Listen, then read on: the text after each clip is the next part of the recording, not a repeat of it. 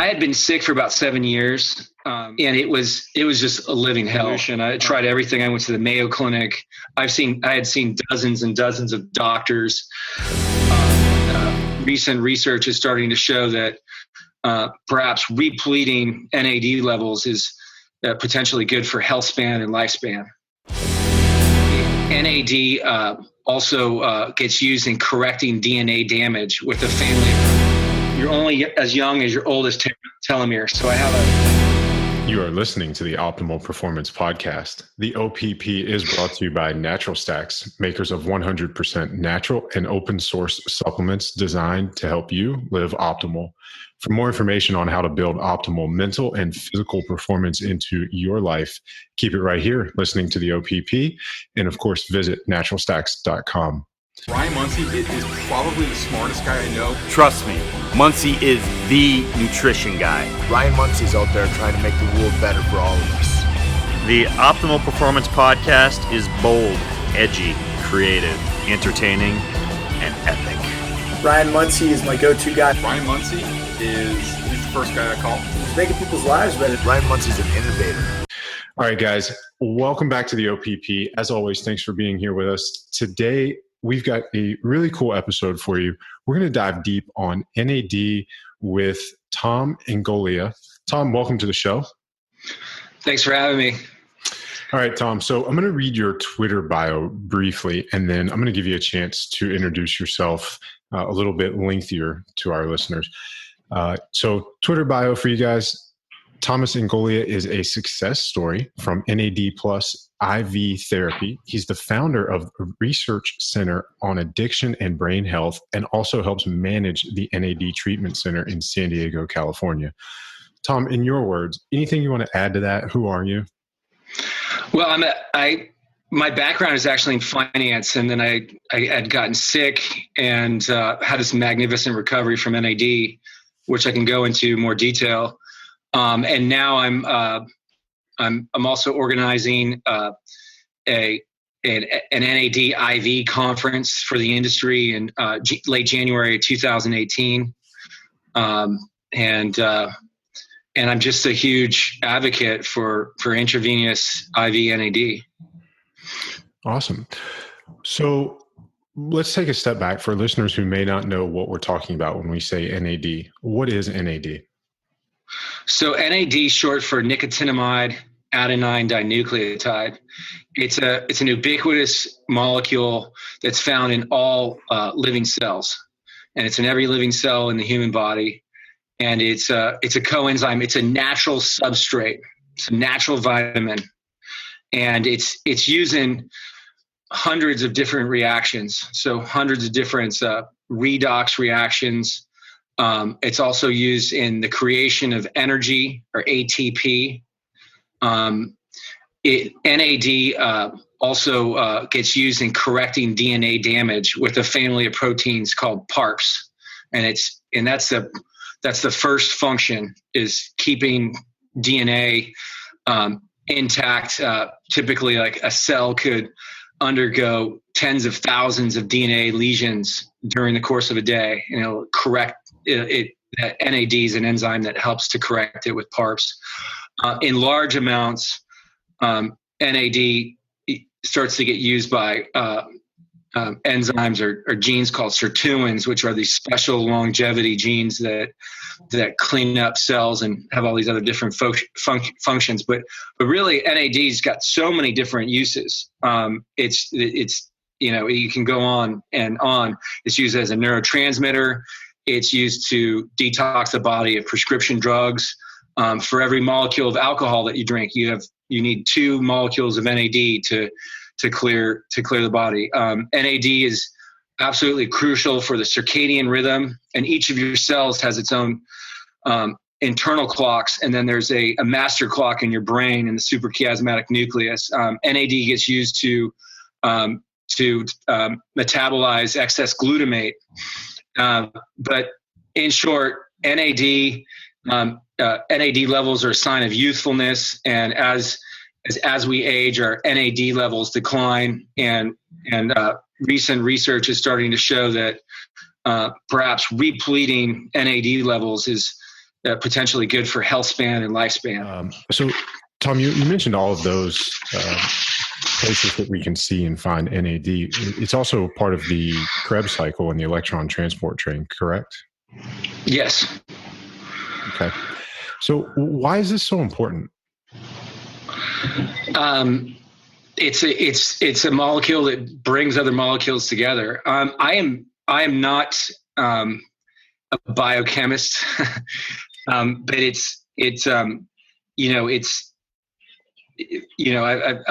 do have biochemists that I work with, and they can explain it to me. But I think when you get down to the brass tacks of it, what we see in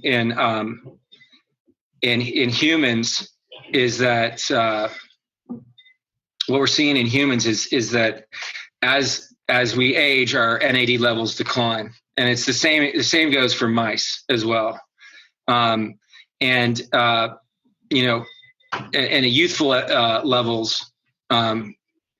youthful levels, we're seeing aging.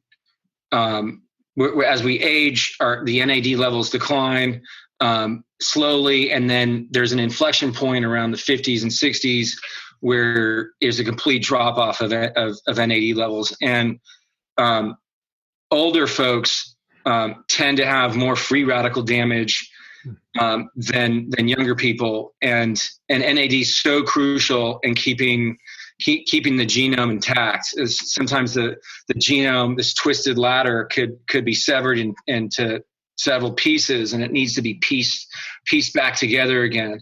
And so NAD is used, selfishly for that reason, to keep that DNA intact. And then once that's utilized, then NAD starts getting used for other things like the mitochondria to create energy. So some people that have they've got certain damage and certain infections, they also are going to suffer from fatigue, for example. Perhaps, I mean, that's sort of where the research is going. So NAD is a signal molecule, and in larger amounts of NAD starts responding in a different way than it would. It's sort of like, it's not just NAD levels, but it's also NAD to NADH ratio levels as well. So that's really one of the big ones, and perhaps one of the causes of aging. But when there are very high levels of NAD, like in young people, what you get is more sirtuin activity, and these sirtuins are they're in different parts of the cell, and they do various things. Sirtuin 1 is very important for let's say obesity and for energy, for example, but they all have different uses, and some of them we're still finding out about what these sirtuins do. But we know that what they do is that they silence their enzymes that silence the genome and turn off. They turn off the genome in various places by getting the DNA to wrap itself around histones. So, and as we age, the genome might be overly expressive, and so getting the DNA to silence themselves might be something that's helpful, and so they'll shut down overreactive genome. I'm getting a little bit above my level of expertise, but we are having at our NAD conference, we're going to have some of the top NAD scientists speaking there that can explain it much better than I can. Give us the details and dates on that conference. So that would be if you go to NAD Summit 2018. We also will have a special promo. So NAD OPP if you want to get a discount. But this summit is for clinicians. So it's going to be for physicians and PhD researchers who are looking into NAD.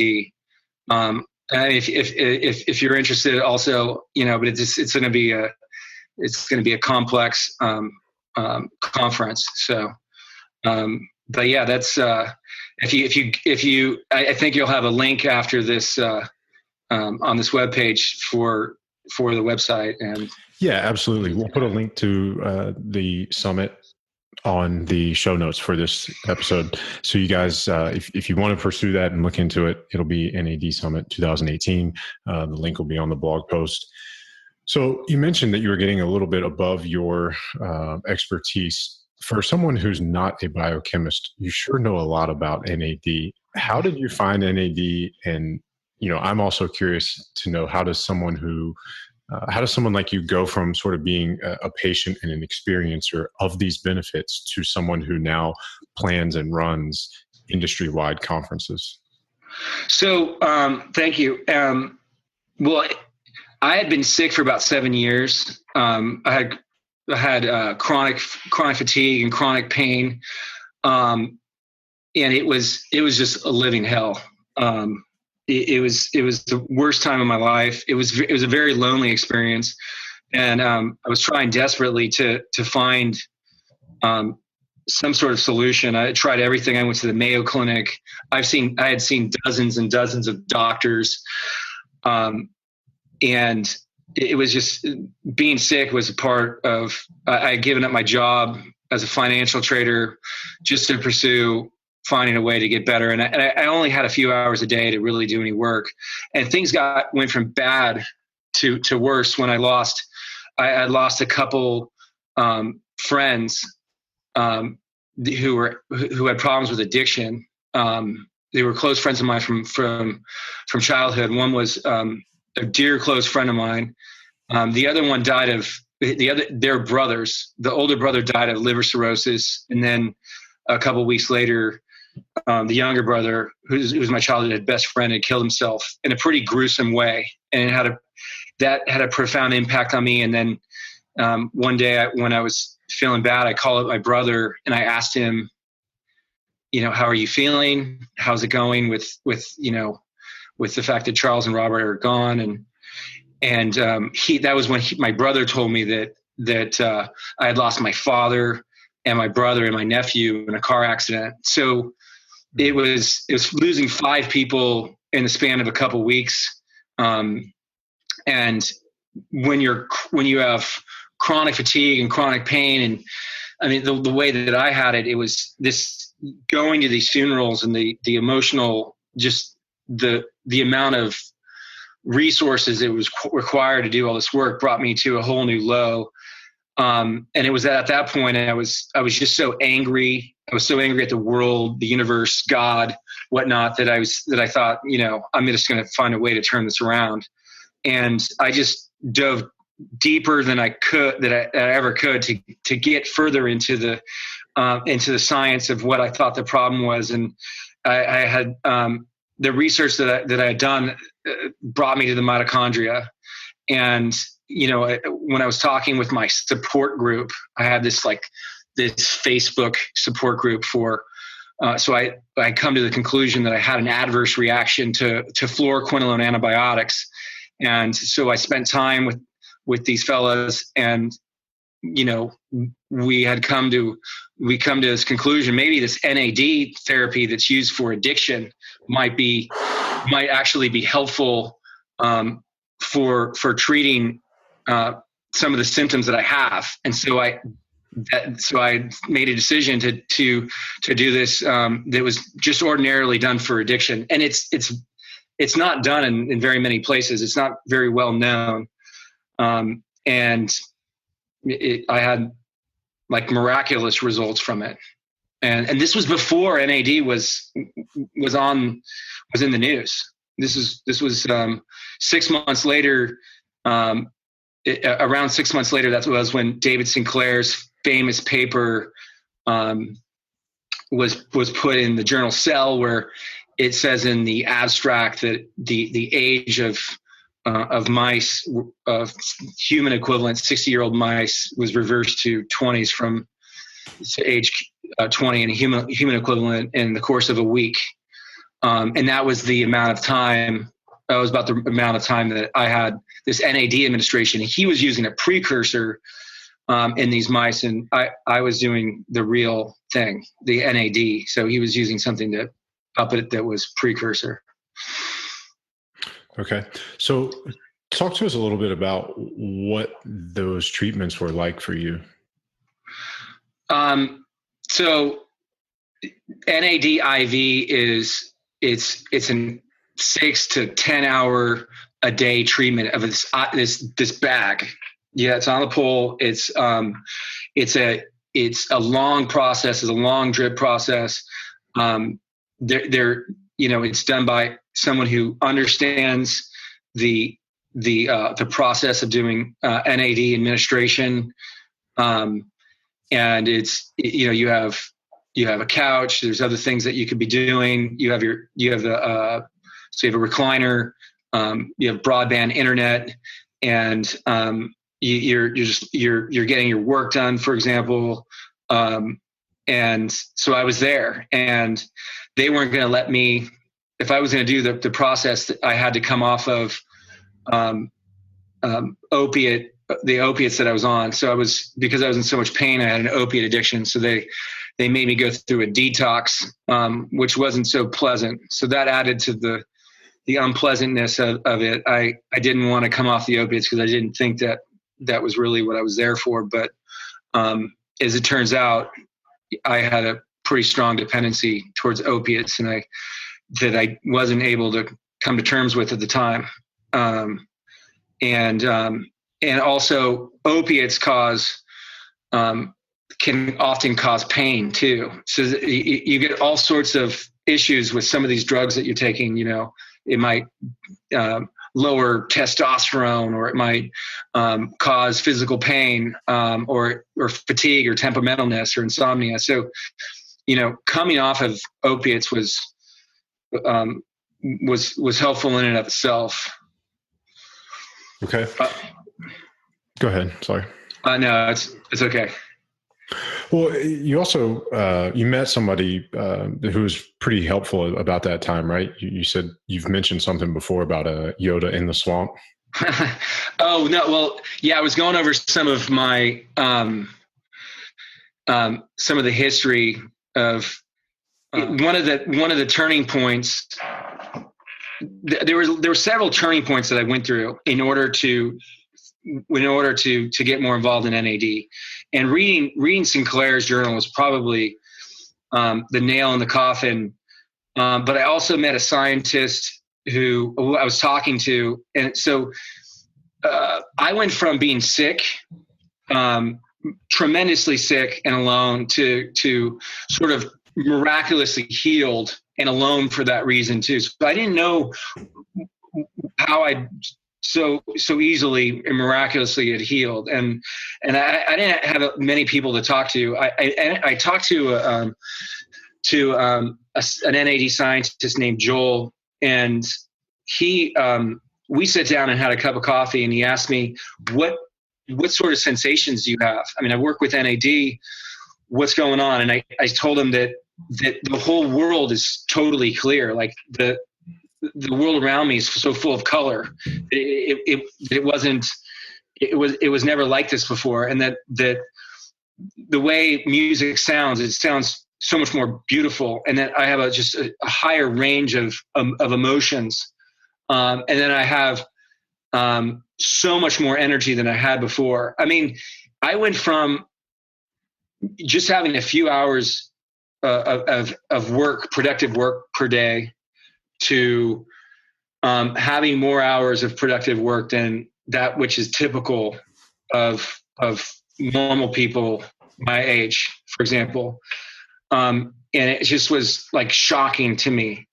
And so he and I were talking, and one of the things he said was, your experience of music probably has to do with the fact that some of the research that's done on mice shows the neural connections after, bludgeoning the mouse in one of the experiments, that there was the the nerves connecting the ear to the brain had been repaired.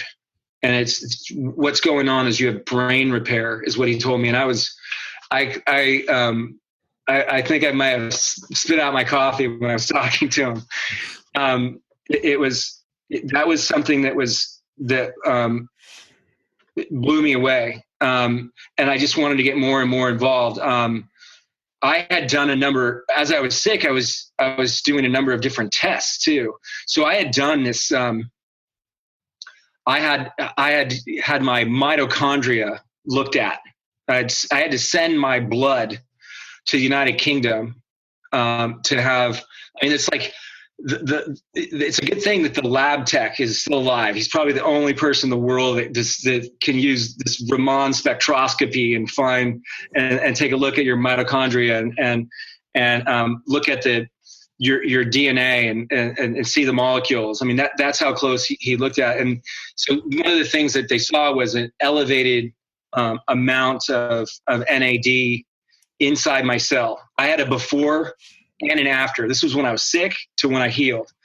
And I think I'm probably the only person out there that's probably done that. And that was something this was before I even thought I was going to get better. I've since done a telomere test with LifeLength. They're the gold standard test out of Spain. And it showed that the average age of my chromosomes are about of my telomeres is about 12 years old. So there's a telomere length, which are the ends of chromosomes. There's a theory that's predictive of your age of when you're going to die. Okay. That's a whole nother conversation. Unfortunately, you're only as young as your oldest telomere. So I have a chromosome that's like 35 years old. So I have to do something about that chromosome. But nevertheless, it's pretty amazing. This is a sort of N=1 type of stuff. There was another test that I did about 9 months after I did NAD therapy. It was a DNA breaks test. So in my chronically in my fluoroquinolone adverse reaction group, they thought there was DNA damage. So they did some sort of group buy with one of these labs that doesn't work with doctors, where they would test the DNA breaks of these chronically fatigued, horribly ill patients. And so I finally got around to taking this test. I was like, okay, they keep pestering me to take this test that I paid for. So I took the test, and the results showed that I was in the top 1% for DNA damage. Wow. I think over the, in very soon, I think you're going to see a lot more data coming out on DNA breaks with NAD therapy, with IV NAD therapy, with other NAD therapies, because of the action that NAD has with the PARPs proteins. So just to clarify on that, you're saying that the NAD therapies can help repair DNA breaks? Potentially. I mean, a lot of the science is still unfolding, and so we need to be really careful. Right. I can just say that this was a test that I was sort of an accidental scientist. The lab was Exogen Bio that I used. So I sort of, I was in this horrible place, really asking, like, how did I get here? It is a lonely place, but sometimes when you look back at your life, you can more easily connect the dots. Mm-hmm.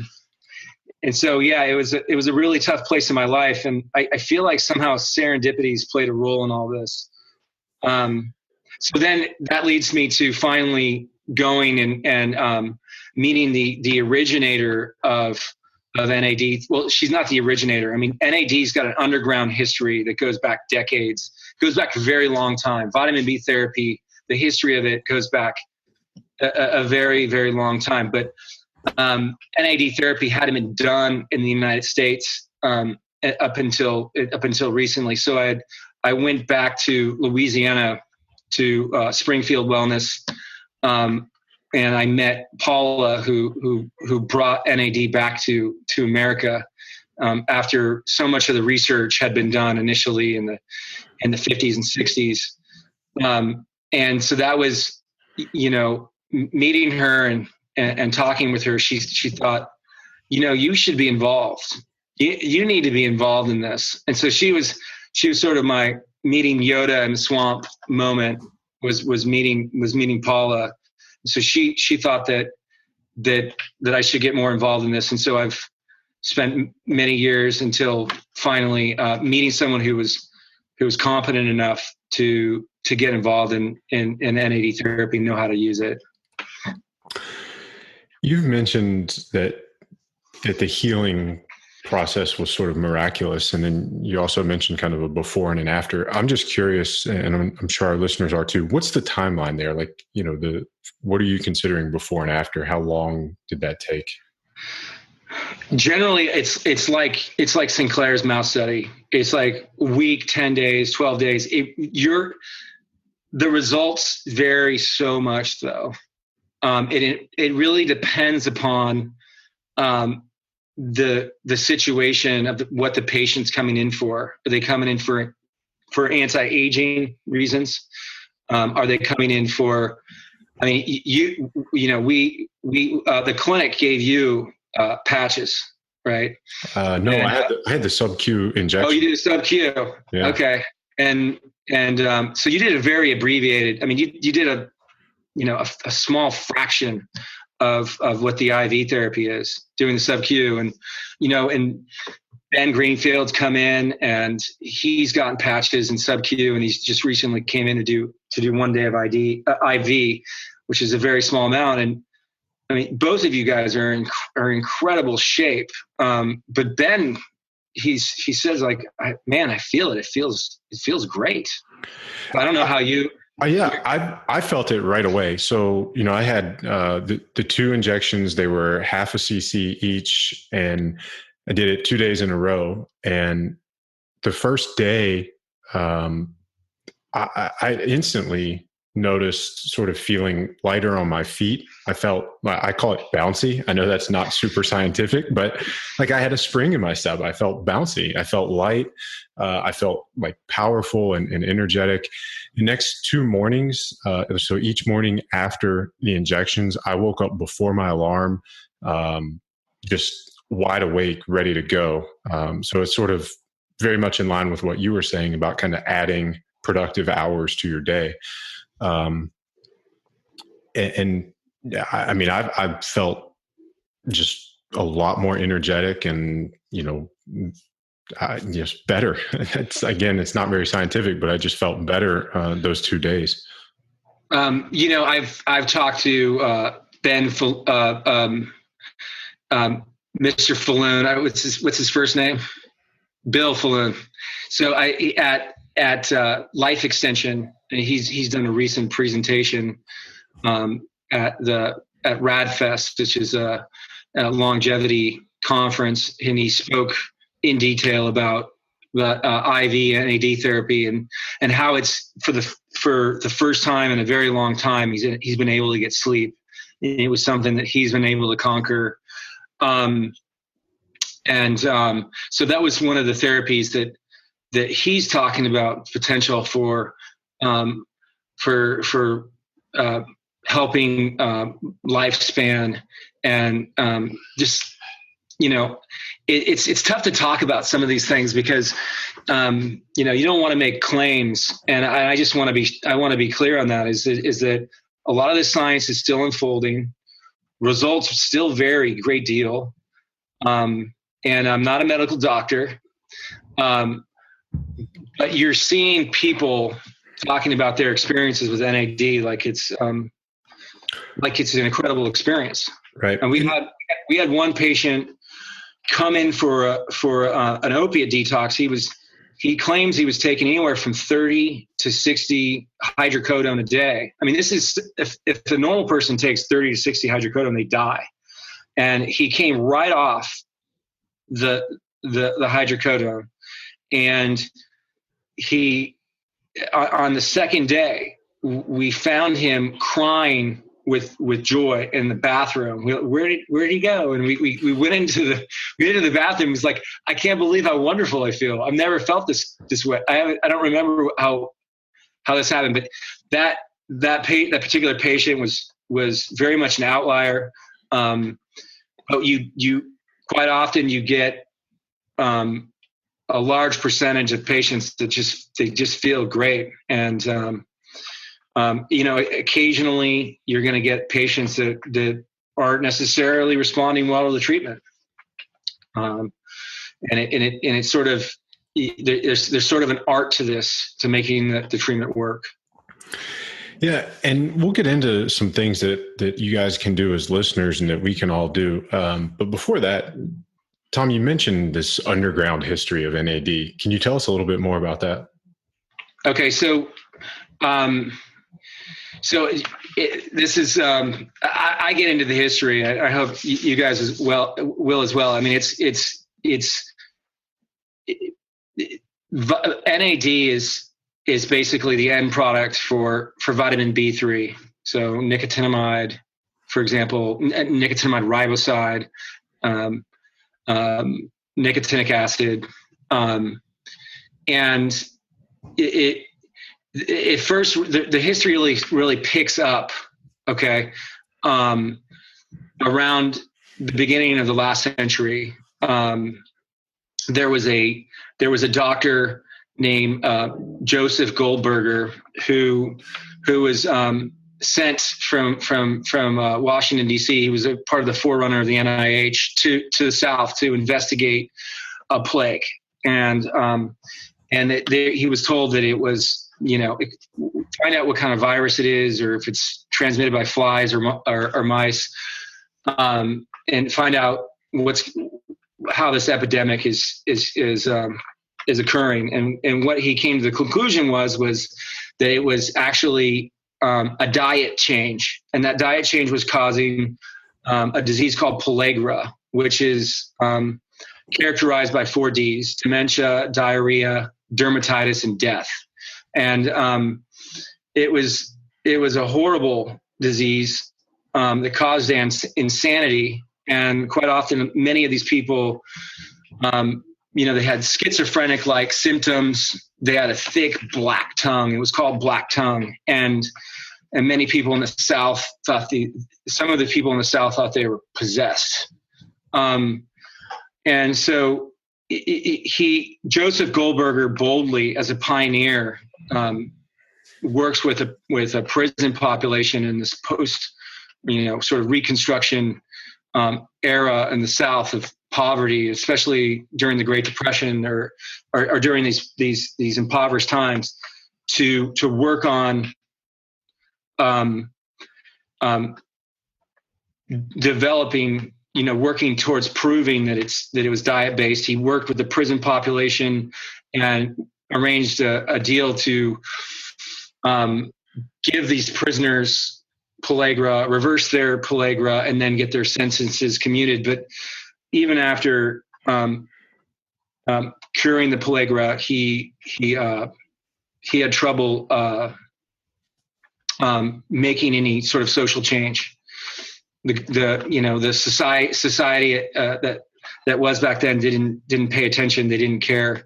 It wasn't until the advent of World War II where the Allies, where the military determined that the GIs needed niacin in order to fight. And so it was then when niacin was mandated in the flour. And today, whenever you eat bread, you're eating niacin in the bread, and you're getting just enough B3 to convert into NAD.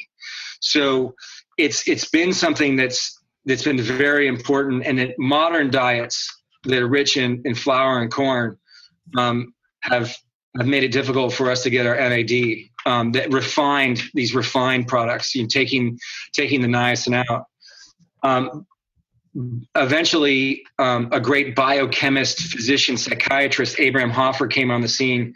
He was working with GIs coming back from World War II, and he saw some of the POWs who had come back from Japan, and he realized that that niacin was this component that they didn't have, and he also worked with some of the last pellagra patients, and he also worked quite extensively in the psych wards in Canada, where he was from, and he saw great improvements when he gave schizophrenics vitamin B3 niacin. In fact, he wrote about miraculous improvements simply with the niacin. Now, that created a lot of controversy, and a lot of his studies didn't get replicated. And so it sort of, some of these things, and with the times, using these were high dose niacin amounts, and it was during a time when using what's called mega vitamin therapies wasn't accepted. So the scientific community wasn't able to really figure out what he was doing, wasn't really able to replicate it, and so he sort of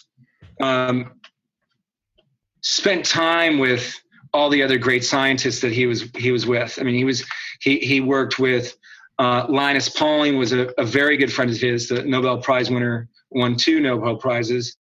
And also there was another, there were so many great scientists back then, but one of them was Humphrey Osmond, who worked with psychedelics, and they were experimenting with hallucinogens.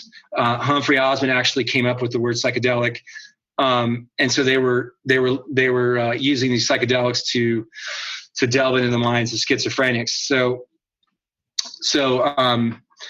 he knew of a man named Bill Wilson, the founder of AA, and Bill, although sober, suffered a great deal from depression, anxiety, for most of his life. And when he was given niacin, his symptoms receded.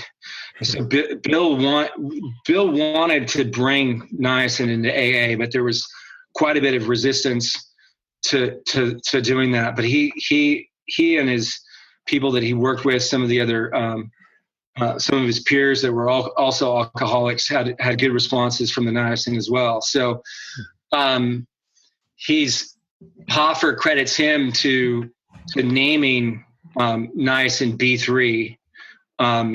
There might be a little bit of controversy around that, but also there's some interesting factoids, like there was a time Hoffer eventually started working with NAD, and he's seen these amazing results with NAD, intravenous NAD therapy. And as a biochemist, he, even though he was working with this sort of Bronze Age technology, he was able to deduce that something was happening here. And something amazing. He was seeing results with some of his patients in days and weeks instead of months, and he was seeing a higher degree of success.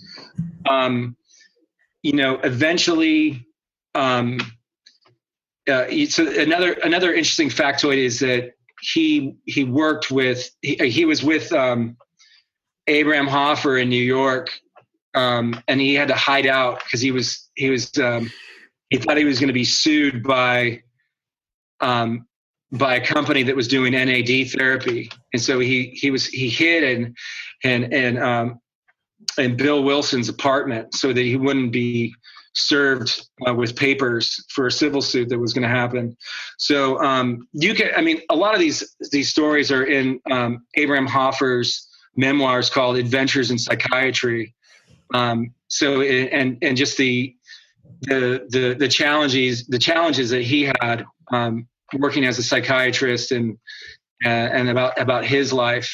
But the one thing he said about NAD IV therapy is that it's probably going to take 50 years before society can really accept this. And so we're around that 50-year mark right now. And so, it's sort of, I think it's something to sort of, to think about this this guy that spent time with in an insane asylum working with thousands of people. Just to kind of remark about. I really like the history. Another thing that I heard was that 17 of his patients ended up being cured of their insanity and then going to medical school and then becoming psychiatrists like him. So that, it's that's a little bit about the history. There's other history too, but I'm very fascinated by that. So, yeah, that's really fascinating. You mentioned something in there that again makes it sound like the intravenous infusion is sort of the gold standard for NAD treatments. Why is that? Well, I mean, I think so. And the short answer for that is that's what the medical director sees at the clinic that I work for. That's what the doctors in the NAD community are seeing. Mm-hmm. They're seeing these more positive responses with the NAD IV therapy than other precursors that they've used. And so why that is, we might not necessarily know right now. It could be because NAD is potentially a neurotransmitter. There might be something that it's doing in the brain. There's research that's sort of surfacing that perhaps it works. It crosses into the brain more easily than some of the other precursors. It could be that the byproduct nicotinamide is less prevalent, and nicotinamide in the body blunts the sirtuin activation. That could potentially be a reason for that. Okay, so if nicotinamide or niacinamide blunts the sirtuin? Niacinamide is a synonym for nicotinamide. So okay, right. Just making sure we're clear on that. So one of the popular supplements that folks can get their hands on is NR, nicotinamide riboside. And we use and promote nicotinamide riboside, and so even though that may potentially blunt the sirtuin response, well, it's quite often an economical version of what we do in the clinic. Okay. We think it's inferior, and but at the same time, though, I mean, you can quickly. Some of the research has shown that it quickly elevates NAD in the body. But this is, I mean, it's not as bioavailable when you take this orally. NR tends to have an affinity towards the liver. It tends not to have an affinity towards the brain, I think muscle. And then, as I said, the sirtuin response is not as strong. But I mean, it's a lot of this information is sort of surfacing right now. So some of these responses might be true or less true a year from now. Yeah, and speaking of that, is there a place that listeners could look other than the NAD Summit in 2018 to sort of stay in the loop on some of this research as it gets published? Well, there's Nady Brady's book on NAD metabolism in the brain. I did a podcast with Ben Greenfield.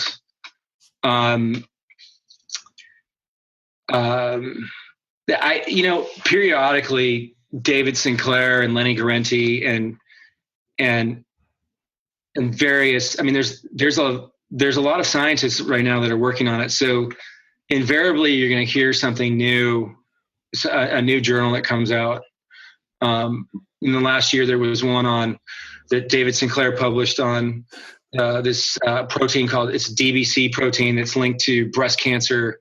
And if I remember correctly, the DBC protein will latch on to the PARP protein, the DNA correcting protein, and it will prevent it from being utilized. And so the NAD protein, the NAD coenzyme comes along and it knocks the DBC protein out. I mean, this is something we didn't know until a few months ago.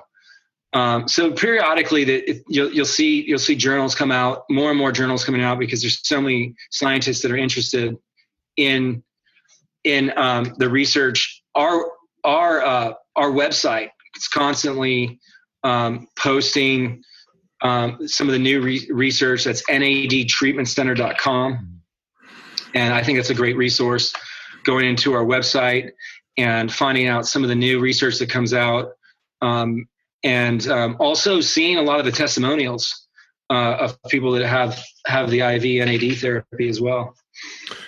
Awesome. So we'll put the link to that NADtreatmentcenter.com on the show notes for this, but our listeners can sort of use that then as kind of an aggregator for all these studies. Absolutely.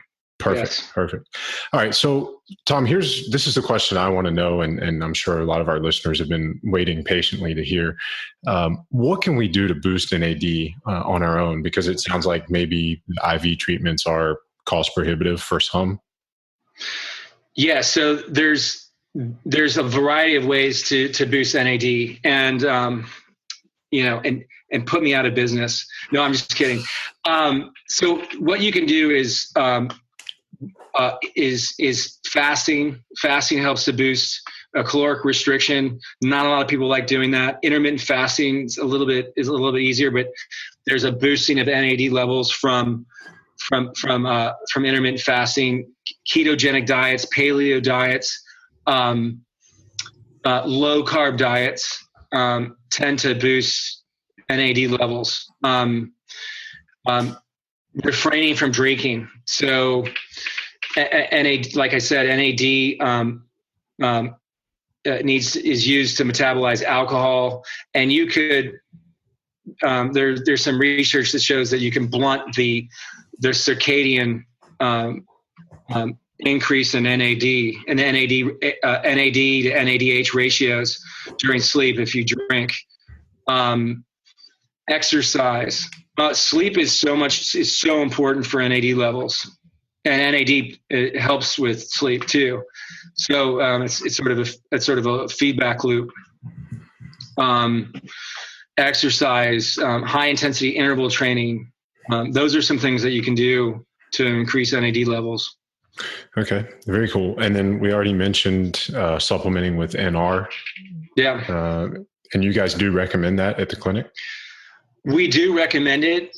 We recently have come out with an NAD patch that uses a battery, and the clinic feels, the medical director feels that the response from the patch is much greater. And I've personally noticed a much greater response from the patch compared to NR, and so that's another option. I mean, IV NAD, it's time consuming, right? It's a little bit more expensive. People have some healthy skepticism. Calling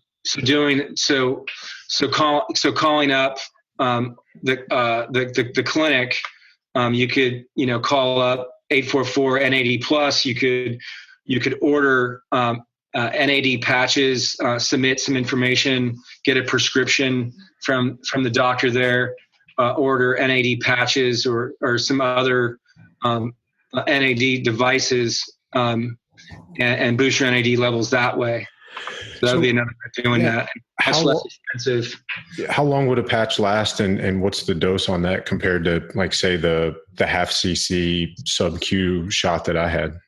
So the sub-Q has it's more potent than the patch. They're doing different things. One sort of going in your body slowly. The patch is going in your body slowly. Yeah. the sub-Q is more potent.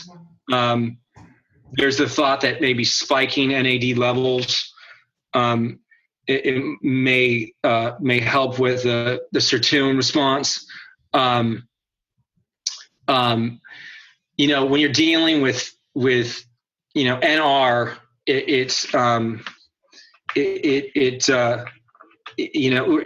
the research is still coming out as to how much it's actually helping, but the clinical response that's being seen amongst these NAD centers is that the patch is much stronger than the NR. The sub-Q shot's much stronger, and then the IV. And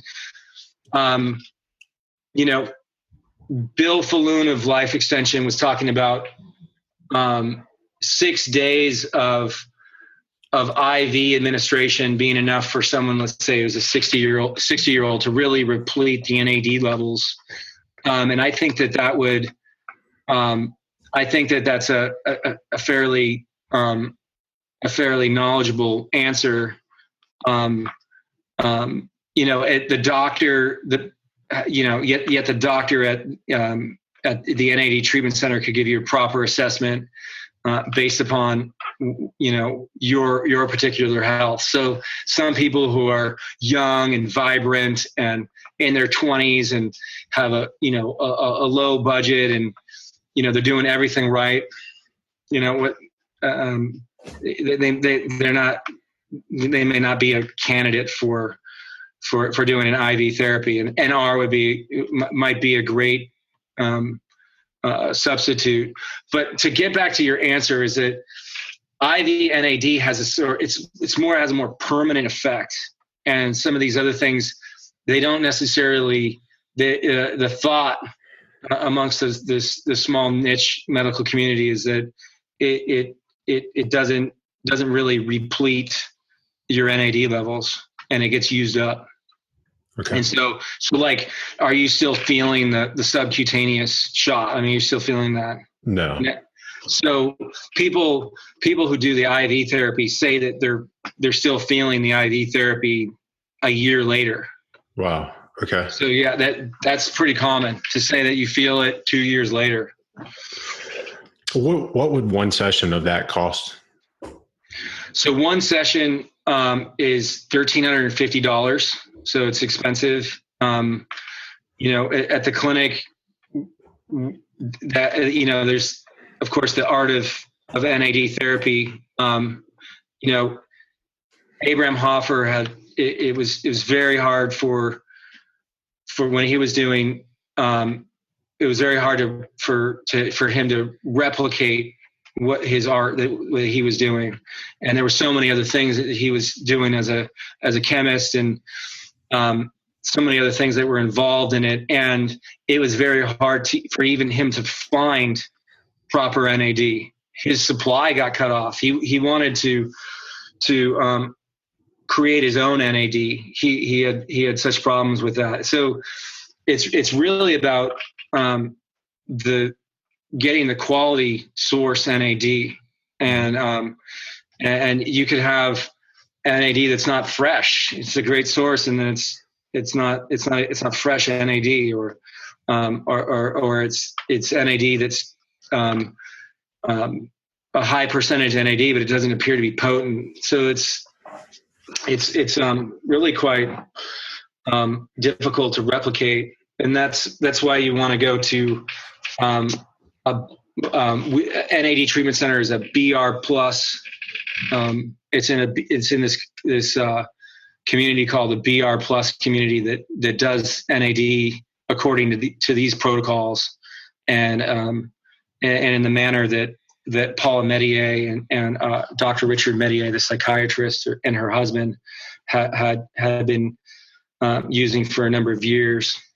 All right. So the only other thing I was going to ask you about was the Pal de Arco T. That also I think we had Eric Rimmensberger on the podcast recently, and he talked about using that when he was going through prostate cancer, and I believe that the benefit there was something to do with boosting NAD. So there's a number of different constituents in polyarco tea or lapacho tea. There's the beta lapicones have a way of boosting the salvage of NAD. So the body is going to empty out your NAD reserves twice a day, and your body is going to and recycle the NAD. And